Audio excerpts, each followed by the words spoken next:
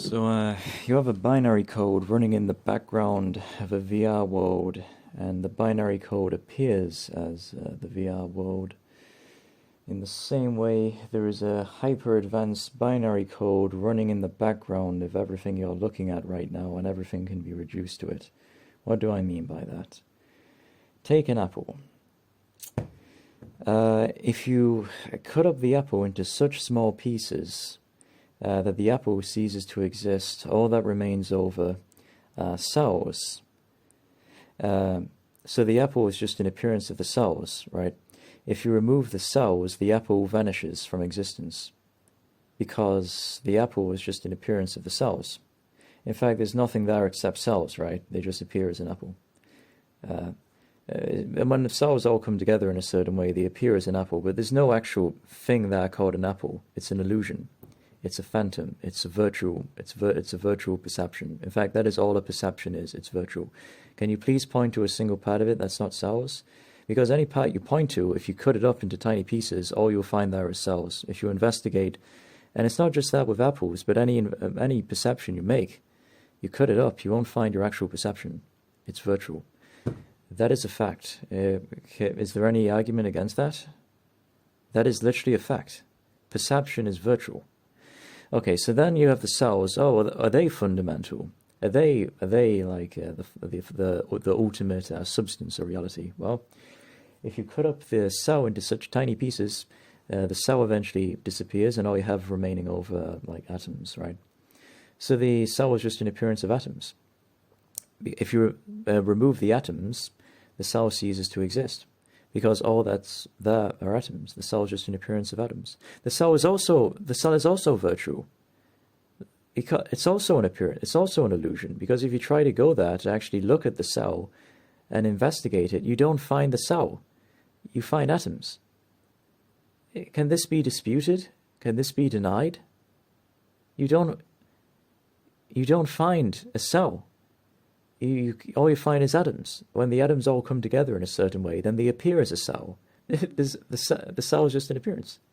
You cut it up into tiny pieces, all you have remaining over are atoms. And if you remove the atoms, the cell, it vanishes, ceases to exist, because it was just an appearance of the atoms. And okay, so our perceptions are entirely virtual. They're like phantoms, basically. You can see the analogy to the virtual reality metaphor, and how perfect that metaphor is. Absolutely perfect. We are actually getting close now to understanding the nature of existence. Those atoms themselves are further, they can be reduced, right? Due to the wave particle duality. Before there's a discrete particle, there's a wave function, an uncollapsed wave. It's only when it's measured, perceived, observed, whatever, then the wave function collapses and then it becomes a discrete particle. But before then, there is no discrete particle. It's just like a wave. At that point, matter, and by matter, what we mean is just our perception as a discrete particle. Like a discrete particle is matter, matter is a discrete particle. At that point, matter is gone. Like now there's a quantum wave, like, and we have to call that something else, so we call it like energy. Okay, now scientists are trying to figure out what is the irreducible reality. In other words, what is the ultimate, what is fundamental? What is the ultimate substance or reality? Because we used to thought were atoms and particles until we had discovered quantum physics. And before we knew about atoms, we thought it was just our perception. Like, you know, the ancient Charvakas in India and the Epicureans in Greece, they've said, no, it's just our perception. That's what's fundamental, and there's nothing else other than that. Okay, so what is actually fundamental? In ancient Greek philosophy and Neoplatonism, there's this concept called hyli. And hyli, it's also called ether. But I avoid using the word ether because it's a horribly misunderstood concept. We use the celestial spheres as metaphors for an actual reality that's inner and not outer, but there's no way to express that inner reality because it's beyond third-dimensional space and time. So it has to be described in terms of third-dimensional space and time. like the 12 spheres, or in some kind of poetry, it can be described literally. It has to be described metaphorically. But the concept of ether is horribly misunderstood. So let's use the word highly.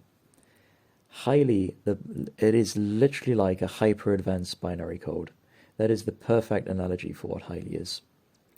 And then just as a binary code in a virtual reality world appears as a virtual reality world, and if that virtual reality world were hyper-advanced, and it would go in gradual layers in its level of manifestation. It wouldn't just be one thing. It would manifest as in many layers, right? It would project itself in many layers, like as we just explained, quantum waves, atoms, cells, and then finally perceptible objects, and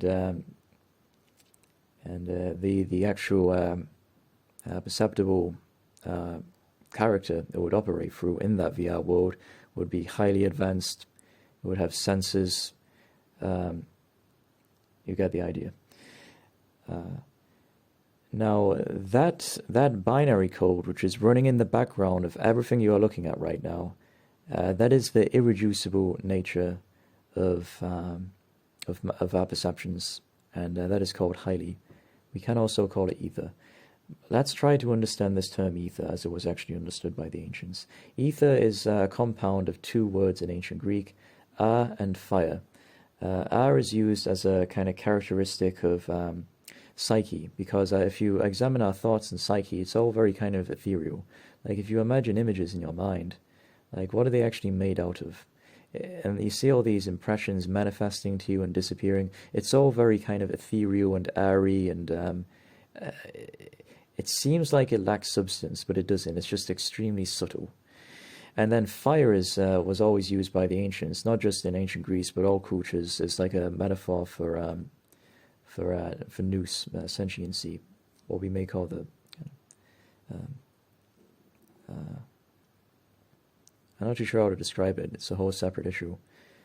Sentiency. So you put these two together and you end up with ether. And ether is used as analogous to the substance that composes what's called the cosmos noetos, the noetic realm, what all ancient cultures would refer to as afterlife. Now, this afterlife, called the cosmos noetos, underlies highly in ancient Greek Neoplatonist philosophy.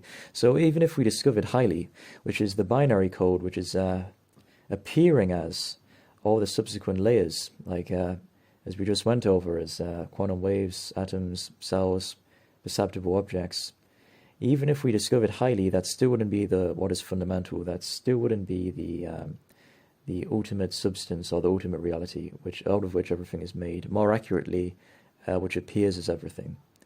Just as a binary code, just as everything in a VR world isn't composed of the binary code. More accurately, the binary code appears as everything in the VR world. And the interactions that go on in the VR world, like if someone in a VR world comes up to you and stabs your VR character, and that's analogous to in real life. If someone comes up to your perceptible body, stabs your perceptible body, what's actually going on in the VR world are interactions between the binary code. Remember that the metaphor of the apple and the cells, there is actually no apple as an actual fundamentally existing thing. Again, it can be cut up, reduced to cells. And if you remove the cells, the apple vanishes from existence. There's nothing there except cells. They're just appearing as an apple. Can that be denied? And they say it can be reduced further to atoms and then quantum waves. So what is actually going on when you affect what we perceive and label as the brain, and what we perceive and label as the body, and what we perceive and label as cells, and what we perceive and label as atoms, and what we perceive and label as everything, as all compounds, what you're actually affecting is the binary code. Just as in the VR world, when characters interact with each other and hurt each other, what's actually being affected is the VR code. It just looks like the appearances of the VR codes are what's actually being affected, because that's all we can perceive in the VR world. We become oblivious to the binary code running in the background, which is actually what's being affected, and which is actually what's responsible for the interactions going on in the VR world. In the same way, if you walk in front of a train and the train hits your perceptible body, what's actually going on is interactions between the binary code at the fundamental level, which is appearing as the perceptible body, the perceptible train, and so on. This entire world is an appearance of the binary code, which is a perceptible world. Perception is literally an appearance of the binary code, which is underlying all of our perceptions right now. And in ancient Greek philosophy, and not just ancient Greek philosophy, all the traditions of the world, underlying that binary code, highly, that fundamental or ultimate reality or substance of all our perceptions, underlying that is the cosmos nuitos, which is where we will go after a perceptible body is finished, which is really, again, I'm speaking in terms of like as if the perceptible body, what's really going on when we die, it's all to do with the binary code, the hyper-advanced binary code, which is the actual fundamental reality or substance, which appears as the body. And that's actually what becomes inoperable for us to operate through. And when that happens, then we perceive the reality underlying the binary code, which is technically what we already are, just as a man who has a VR headset on isn't actually located in the VR world. He just loses himself in it, and it appears as though he's located in the VR world. In the same way, once we're hooked up to highly, which appears as the perceptible body, and appears as, again, with the example of the apple, which appears as everything, we get lost in it, and then we treat our perceptions as what's fundamentally there. And then we think interactions going on in the VR world, interactions between perceptible things, when again it's actually interactions that are going on deep down at the level of the binary code, which is appearing as the perceptible things. But we're not aware of the binary code in the background of the VR world. In the same way, we're not aware of the hyper-advanced binary code in the background of this hyper-advanced VR world. And thus, we treat our perceptions as fundamental, not realizing, again with the example of the apple, that they're basically phantoms. So we should meditate on all of this. And once we realize this, we'll go beyond all fear of death. There's no such thing as non-existence. After death, that is to say, when the Hylic configuration, the hyper-advanced binary code, when it becomes inoperable, you will experience the world that is outside of the binary code, the cosmos nuitos, the afterlife. Please investigate these so-called NDEs, or near-death experiences. They're not near-death experiences, the post-death experiences. There's people who have come back, been resuscitated after their brain has been dead for hours, and they report the most vivid, incredible experiences of like an entirely different dimension of existence. And literally 99% of them say, that was real, there was no way in how my brain hallucinated that. Again, brain, we're treating something that's a phantom, that's an appearance of a hyper-advanced binary code. We're treating that as like it's a fundamental thing when it's just an appearance. How can that hallucinate anything? It's the binary code that actually appears as the perceptible brain. And what we perceive, I mean, all other animals perceive radically differently, because the Hylic configurations they're hooked up to give them a totally different perception, just as a man wearing a different VR headset may give him a totally different perception of a VR world than somebody wearing a headset with a totally different configuration. The Hylic configurations are all configured differently. All right, I'll leave it there. Let us consider this, let us meditate upon this, and let us realize this, and let us go beyond all fear of death and identification with this perceptible body. And hopefully, by the grace of the holy gods and the noetic entities,